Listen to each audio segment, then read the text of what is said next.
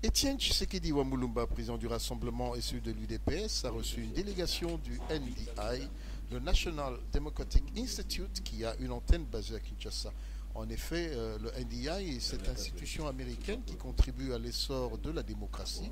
Et ces délégués et représentants dans la ville de Kinshasa se sont rendus auprès du leader Maximo pour pouvoir s'entretenir de la situation politique et des enjeux de l'heure. Veuillez suivre, mesdames et messieurs, après cette séance photo, ce qui a été le clou de cet entretien après les questions que nous avons posées à son envoyé. Bonsoir. Vous venez d'être reçu par le président du Rassemblement, Étienne Tshisekedi. Est-ce que nous pouvons connaître la quintessence de votre entretien? Merci beaucoup. Nous avons été reçus par M. le Président. Nous sommes le directeur résident du NDI ici en RDC.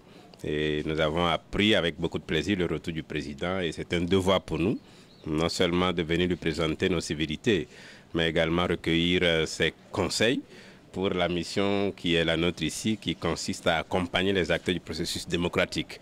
Et vous savez que le Congo a une étape importante de son histoire du processus politique qui consiste à engager des échanges avec les différents acteurs pour avoir des élections démocratiques. Et pour nous, c'est important d'écouter le président, analyser la situation et nous dire quel rôle nous pouvons jouer dans ces conditions. Analyser la situation à Béni, on nous a appris qu'aujourd'hui, il y a eu encore des victimes, sans parler de ce qui s'est passé dans le Kasaï central. Quel commentaire faites-vous? Sommes-nous dans un climat qui pourrait demain nous conduire à des élections en RDC? Ce sont des situations vraiment difficiles et nous savons que la communauté internationale, tout comme le gouvernement congolais, essaye de faire face à cela. Notre souhait, c'est que le processus électoral qui s'annonce puisse se dérouler dans des conditions assez pacifiques.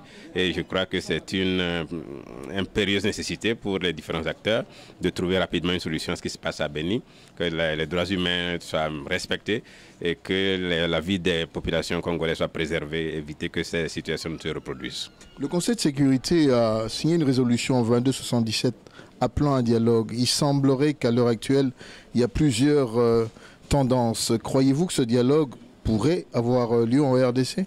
Au fait, le dialogue s'impose. Tout le monde reconnaît que des problèmes existent. Il n'y a pas d'autre solution. Même si des gens trouvaient des voies alternatives, ils finiront par dialoguer parce que c'est la voie qui s'impose à tout le monde. Et ce sont des conditions périphériques, des conditions pour que ce dialogue puisse traiter des vraies questions et aboutir à des solutions durables qui comptent. Et là-dessus, je crois que nous, NDI, nous travaillons avec les différents acteurs. Et tous sont d'accord qu'il faut se parler et les intervenants, les protagonistes sont connus. Je crois qu'il y a des efforts à l'interne comme à l'extérieur qu'il faut saluer.